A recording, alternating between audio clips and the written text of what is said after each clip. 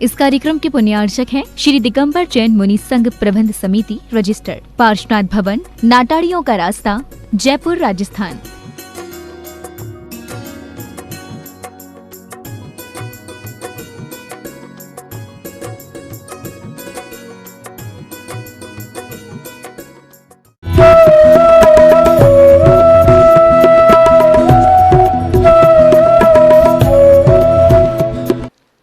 तो इतना सुंदर, कितना व्यवस्थित विचार है कि अगर हम आपका ध्यान करते हैं तो आपके ध्यान करने से क्या होता है, आपके गुणों का ध्यान होता है।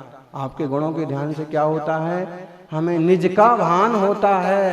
यही हमारी परिणति होना चाहिए, यही हमारा रूप बनना चाहिए। ऐसी शांति, ऐसी वीतरागता, ऐसी निर्मलता हमारे जीवन में भी आना चाहिए। जो आपने पाया वो हम भी पाए। आचार्य देव कुंद कुंद तो सम्यक दर्शन के लिए इसे मूल कारण कहते हैं। और प्रवचन सार में 80 नंबर पर उन्होंने एक गाथा लिखी, जो जान दियर हंतम दब्बत गुणत पज्जयते हिम, सो जान दिया पाड़म मोह खलो जादित सलयम। रहने दीजिए। वज्रनाभि चक्रवर्ती की भावना में लिखा है, बीज राख फल भोग वे, ज्यों किसान। ऐसे ही केस लॉन्च में बीज तो रखना चाहिए।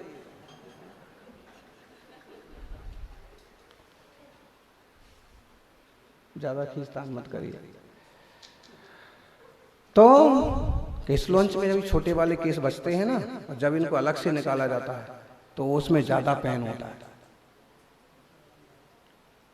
आप लोग करके देखिएगा, बहुत पावर लगती है।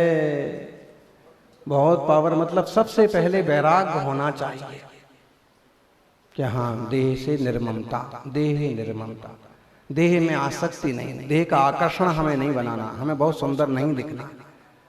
हम जैसे हैं ठीक है। शरीर शरीर है, आज है कल नहीं है।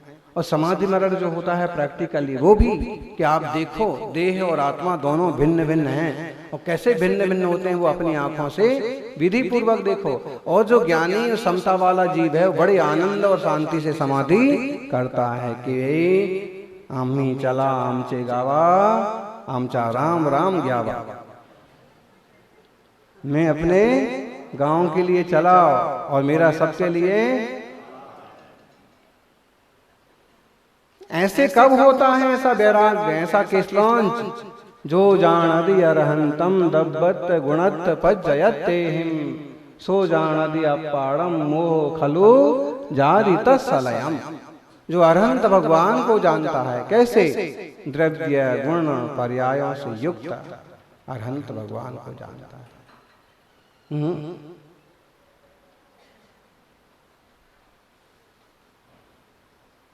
अरहंत भगवान मतलब जिनालय में विराजित जो सुंदर जिन प्रतिमाएं हैं वो उनका प्रारूप है। मूलतः अरहंत भगवान के समौषण होते, जिनने सारे कर्मों का नाश किया है, विकारों का नाश किया है, मोह का नाश किया है, राग द्वेष का नाश किया है, क्रोध मान माया लोभ और विषय वासना का त्याग किया है, वो कहलाए पूर्ण शुद्ध अरहंत भगवान। तो जो अरहंत भगवान को जानता है, कैसा, द्रव्य गुण पर्यायों से युक्त। अरहंत भगवान का द्रव्य कौन सा है, जीव द्रव्य है, वो चैतन्यमय। हम भी तो चैतन्यमय जीव ही हैं। आप जीव हैं कि जड़ हैं? जीव हैं। सरदार जी, आप जीव हैं कि जड़ हैं? जीव हैं। जीव क्यों हैं? क्योंकि हम जानते हैं, हमारी इंद्रियां काम कर रही हैं। और अगर हम जीव न रहें, जीव निकल जाए तो लोग इसी को कहेंगे मट्टी है, मिट्टी हो गई, माटी हो गई, शरीर को अब लेके जाओ, इसको गाड़ो, दफनाओ, जलाओ, खत्म करो। हैं? तो मतलब यह है कि दो चीजें हो गई, शरीर अलग और आत्मा अलग। तो उसको जानो कि देह में नहीं हूं, मैं आत्मा हूं, चेतना हूं। अब ये हो गया हमारा द्रव्य, जीव द्रव्य। गुण कौन से हैं हमारे? ज्ञान, दर्शन, सुख, आनंद, इस टाइप से हमारी आत्मा के गुण हैं। ज्ञान शरीर का गुण नहीं है, सुख शरीर का गुण नहीं है, देह का गुण नहीं है। आनंद, आनंद किसका गुण है? साधु किस लॉन्च करता हुआ आनंदित है, अपने में आनंदित है। आपका एक बाल कोई उखाड़ ले तो अरे आजकल तो इतनी जबरदस्त असहिष्णुता, संवेदनहीनता पैदा हो गई कि अगर कंधे का भी धक्का लग गया तो ही चाकू चल जाता। इतनी दुष्टता पैदा हो गई, इतने परिणाम नीचे गिर गए कि मोबाइल लेकर को भाई बहन भी आपस में एक दूसरे को मारने को लग गए। ऐसे जमाने में जहां देह को ही सब कुछ मान लिया है, ऐसे देह और आत्मा की भिन्नता की आराधना करने वाले संत साधकों के दर्शन होना इस जग का परम सौभाग्य है। शरीर पर वस्त्र क्यों नहीं है? अरे भाई शरीर को ही हम वस्त्र मानते, शरीर ही पराया है तो कपड़ा और क्यों इकट्ठा करना? स्त्रियां मेरे लिए पराई हैं, वो माँ बहनें हैं, सब अपने अपने जगह रहें। दुनिया की चीजें हमारे लिए पराई हैं, वो जिनके पास जो है वो जाने। हमारे लिए तो सब कुछ पर है, हमारे लिए तो देह ही हमारा नहीं है। तभी तो ऐसे प्रैक्टिकली केस लॉन्च होते हैं और समाधि होती, वरना आदमी एक एक बाल संभालता है। मरता मरता भी ऑक्सीजन लगा लगा करके भी उस शरीर को नहीं छोड़ना चाहता, लेकिन छोड़ना तो पड़ता ही है। देह तो छूटता तो है किसी भी पर्याय में। बोले कोशिश चल रही है अमेरिका में, इस तरह के जीन्स बनाए जा रहे हैं, इस तरह की दवाइयां बनाई जाएंगी कि आदमी हमेशा जवान रहेगा, हमेशा हमेशा जिंदा रहेगा। ऐसा हो सकता है क्या? नहीं हो सकता। उसकी आयु से 120 वर्ष है। 120 वर्ष से ज्यादा किसी हालत में किसी दवा किसी जीन्स से नहीं चल सकता। ये हो सकता है कि आत्मा चेंज होकर के उसमें कोई दूसरी आत्मा आ जाए। जैसे पेड़ के लिए संभव है, तो भगवान की सानिध्य में रहने से उनके गुणों को हम सीखते हैं। गुरुओं के सानिध्य में रह के उनके गुणों को हम सीखते हैं और अपना जीवन भी उनके जैसा गुणमय बनाने का प्रयास करते हैं। जीवन में यही कोशिश हो। आप समझते हैं कि आपका कैमरा, आपका मोबाइल ही मेमोरी वाला है, और कितनी मेमोरी है उसकी? हैं? बहुत बड़ी बड़ी मेमोरी होने लगी आजकल तो हैं। आज स्थिति यह है कि मोबाइल को सब कुछ याद है और आदमी सब कुछ भूल गया। जितना मोबाइल को याद है, जितना उसके पास डाटा है, उतना आपके दिमाग में नहीं है। मशीनें ज्ञानी हो गई, आदमी बेवकूफ हो गया। और अभी तो देखिए AI इंटेलिजेंस, आर्टिफिशियल इंटेलिजेंस, लीजिए क्या होने वाला। मशीनें आदमी को नचाएंगी। मशीनों की इतने भी पराधीन मत हो जाइए। अब मशीनें याद रखती हैं तो आप क्यों नहीं याद रख सकते? यहाँ ये कहा जा रहा है कि जैसे मोबाइल पर डीपी लगी रहती ना हमेशा, कितने घंटे तक, तो खैर आप भी गायब हो जाती है, लेकिन फिर भी स्टेटस। और क्या होता है जी? और क्या होता है डीपी में? क्या होता है?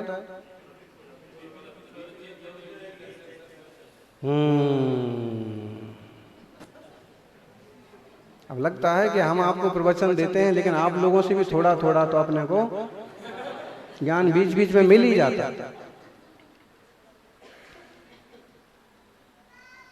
वो चिपक गया उस पर एक बार डीपी, तो कब तक रहा आएगा? लंबी लाइन। जैसे मोबाइल ने एक चीज को स्वीकार कर लिया और उसने उस फंक्शन में उसको हमेशा रखा, वैसे ही हमारी प्रार्थना भगवान से है कि मेरी आंखें ऐसा कैमरा बन जाएं और डीपी की तरह आप मेरे हृदय पर हमेशा के लिए विराजमान हो जाए।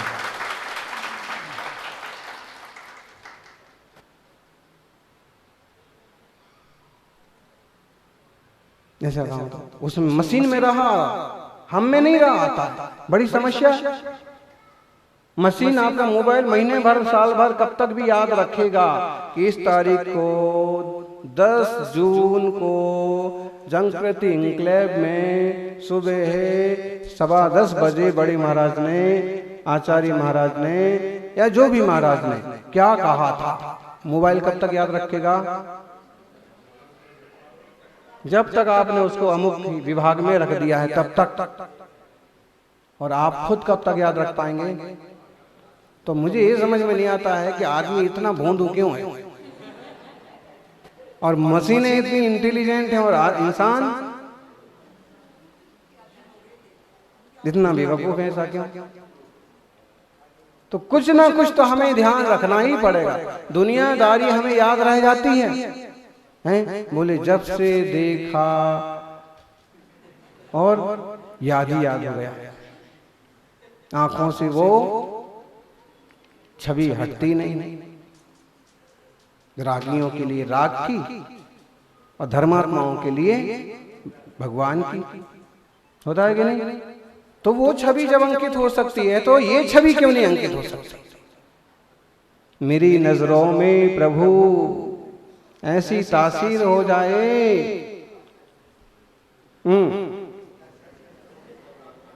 नजर जिस चीज पर डालूं तेरी तस्वीर हो जाए।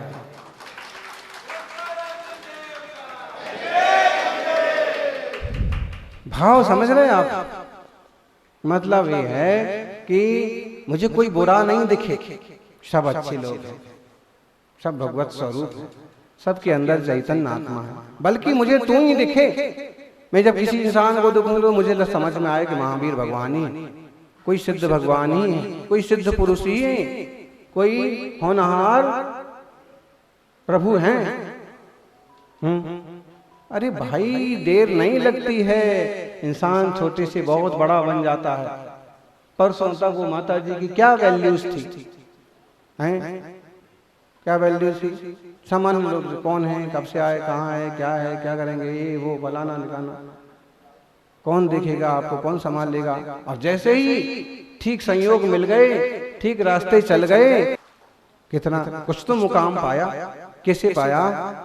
आत्म संयम से, आत्म कंट्रोल से, अपनी निर्मलता बढ़ा के। इसी ढंग से हमारा आत्मा भी परमात्मा हो सकता है। प्रत्येक आत्मा में भगवान होने की सामर्थ्य है।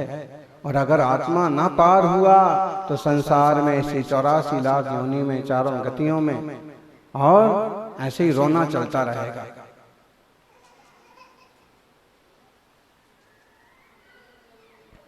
आत्मार्थियों, इतना निश्चय कर लें कि जैसे हमारे मन में दूसरी दूसरी चीजें बस जाती हैं, ऐसे ही हमारे मन में प्रभु बसे, ऐसे हमारे मन में नमोकार बसे, गुरु वाणी बसे, गुरु शब्द बसे। एक शब्द भी अगर गुरु का कानों में पड़ गया और एक वाणी भी हमारे चित्त में रम गई तो कितने सारे दोषों से, कितनी सारी बुराइयों से हम बच जाएंगे। और अगर हमारी रुचि यही है कि नजर जिस चीज पर डालूं, इंसान और जानवर तो छोड़ो, मुझे सामान में भी तेरी छवि नजर आए। इंसान तो है ही महान, जानवर भी भटके हुए भगवान, तो किसी का अहित तो मेरे से हो ही नहीं। अभी तो वस्तुओं में भी मैं बहुत राग द्वेष ना करूं।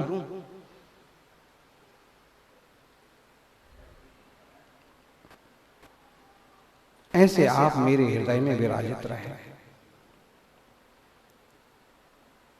जिन लोगों की नजरें भगवान पर बार बार जाती हैं, प्रभु पर बार बार जाती हैं, उनकी नजरों में भी वो तासीर बनती है। विज्ञान कहता है कि आप जिस चीज को बार बार देखते हैं वो फोटो आपकी आंखों में आती है, बार बार क्लिक होती है।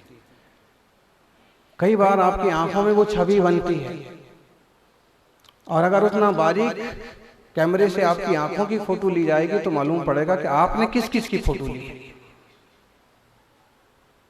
आपके मन का चोर पकड़ने में बहुत ज्यादा टाइम लगने वाला नहीं है। अमेरिका की, जर्मनी की, जापान फटाफट कोई ऐसी मशीन बनाने वाले हैं कि थोड़े सालों में ही आपने किस किस को देखा, आपके मन में क्या क्या आया, शायद वो बातें भी पकड़ ली जाएं। कोई दूसरा पकड़े उससे अच्छा अपन खुद ही पकड़ें और अपने मन के चोर को बाहर करें और प्रभु के बिंब को हृदय के अंदर करें।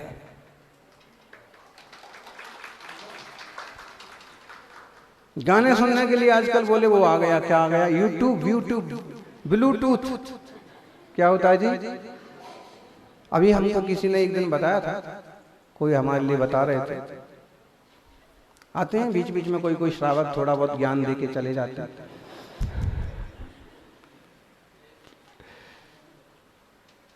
तो ब्लूटूथ क्या होता है?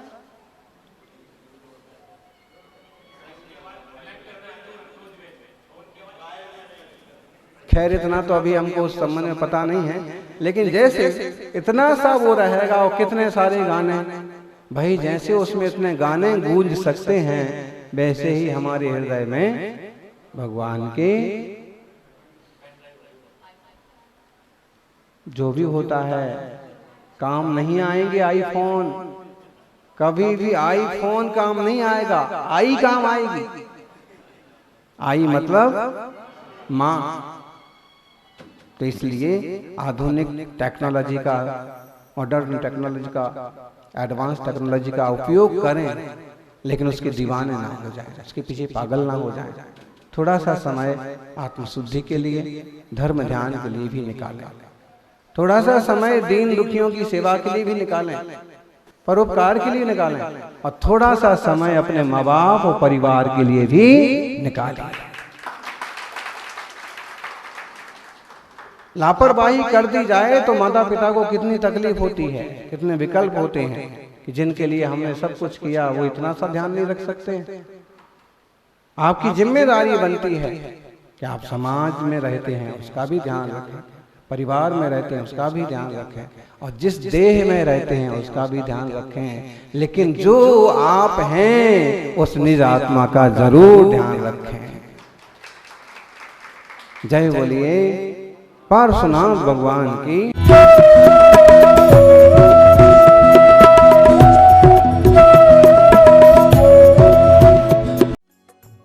इस कार्यक्रम के पुण्यार्चक थे श्री दिगंबर जैन मुनि संघ प्रबंध समिति रजिस्टर्ड, पार्श्वनाथ भवन, नाटाड़ियों का रास्ता, जयपुर, राजस्थान।